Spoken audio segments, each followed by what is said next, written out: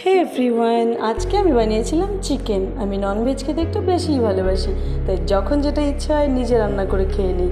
তো প্রথমে চিকেনটা ভালো করে ধুয়ে তার মধ্যে রসুন, কাটা পেঁয়াজ, লঙ্কা, তেজপাতা, আগে থেকে বেটে রাখা কিছু মশলা, স্বাদ মতো নুন, তারপর কিছু গুঁড়ো মশলা যেমন জিরের গুঁড়ো, হলুদের গুঁড়ো, লঙ্কার গুঁড়ো, আর দিয়ে দিয়েছিলাম কাঁচা সর্ষের তেল। আরেকটা নতুন জিনিস অ্যাড করেছিলাম, সেটা হলো ডিম। অনেকের মুখেই শুনেছি চিকেনে ডিম দিলে নাকি চিকেনটা বেশ টেস্টি হয়, যদিও আমি কোনো দিন খাই নাই, ফার্স্ট টাইম ট্রাই করলাম। তো সব কিছু দিয়ে দেওয়ার পর ভালো করে ম্যারিনেট করে 15 থেকে 20 মিনিটের জন্য রেখে দিয়েছিলাম। তা ওদিকে কড়াইয়ে তেল গরম হতে দিয়েছিলাম। তেল গরম হয়ে যাওয়ার পর কিছু গোটা মশলা দিয়ে ফোড়ন দিয়ে দিয়েছিলাম। তারপর আগে থেকে কেটে রাখা পেঁয়াজ দিয়ে কিছুক্ষণ ভেজে ম্যারিনেট করা চিকেনটা দিয়ে দিয়েছিলাম। চিকেনটা কিছুক্ষণ কষানোর পর আগে থেকে ভেজে রাখা আলু আর টমেটো দিয়ে দিয়েছিলাম। তারপর ভালো করে কষিয়ে নামিয়ে নিলে রেডি টেস্টি টেস্টি চিকেন।